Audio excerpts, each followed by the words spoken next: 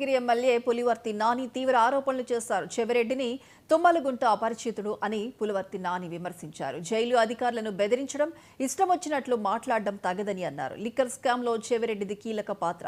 ఆయనకు సంబంధించిన కీలక అంశాలను బయటపెట్టేందుకు కోర్టుకు వెళ్తానన్నారు పులివర్తి నాని. చంద్రగిరి నియోజకవర్గం చెవిరెడ్డి వల్లే నాశనమైందని, ఆయన్ను అడ్డం పెట్టుకుని కొందరు ఎన్నో అక్రమాలకు పాల్పడ్డారని ఆరోపించారు.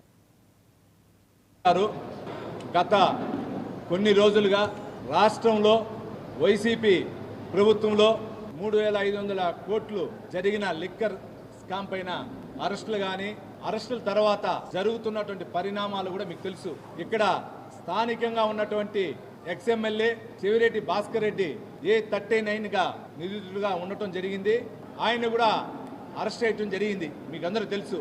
కానీ అరెస్ట్ అయిన రోజు నుంచి నేను లిక్కర్లో నాకు సంబంధం లేదు, మా నాన్న మా తమ్ముడు లిక్కర్ తాగి చనిపోవటం వల్ల నేను దాన్ని ద్వేషిస్తాను, నేను ఎక్కడ కానీ లిక్కర్ సొమ్ము సంబంధించిన కానీ లిక్కర్ వ్యాపారం కానీ నాకు సంబంధం లేదని రోజుకు ఒక మాట మాట్లాడుతున్నాడు.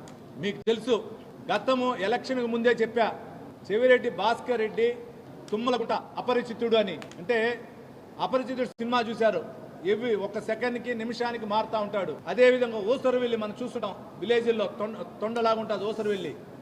అట్లా మనిషి నడిచినా గాలి సోకినా కలర్లు మారుతూ ఉంటుంది. ఆ విధంగా ప్రవర్తిస్తున్నాడు చెవిరెడ్డి భాస్కర్ రెడ్డి.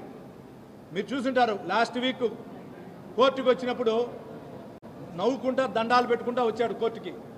లోపల వచ్చిన వెంటనే జడ్జి ముందు ఏడవటం జరిగింది. మళ్ళా బయట వెళ్ళిన వెంటనే అధికారులు నీ అంతు చూస్తా, నేనే వచ్చేది, రేపు మాదే ప్రభుత్వం, నీ అంతు చూస్తా, నిన్నెత్తి లోపలేస్తా, నీ పైన అది చేస్తా ఇది చేస్తానని మళ్ళా బెదిరించడం. తిరిగి మొన్న కోర్టుకు వచ్చినప్పుడు సేమ్ అనమాట. ఇవన్నీ ఎందుకు చెప్తున్నా అంటే, ఒక ఉదాహరణ, ఒక నిందితుడు ఒక హత్యాయత్నాలు చేసి జడ్జి గారికి వచ్చాడు. సార్, నేను నాకు సంబంధం లేని కేసులో నన్ను ఇరికిచ్చారు, మా అమ్మ నాన్న కూడా నాకు తల్లిదండ్రులు కూడా లేరు, నన్ను అన్యాయంగా కేసులు ఇరికిచ్చినారు సార్ అని జడ్జి గారి ముందు వాపోతే, జడ్జి గారు అక్కడ ఉన్నటువంటి పోలీసు అధికారులను పిలిపించి, ఏందయ్యా అతను అమాయకుడంట, తల్లిదండ్రులు లేడంట, మీరు వాడిని అరెస్ట్ చేసినారు, ఎట్లయ్యా ఇదని అడిగితే పోలీసు అధికారులు చెప్పినట్టు, సార్ చంపింది వాళ్ళ తల్లిదండ్రులనే. మీరు చూసుంటారు,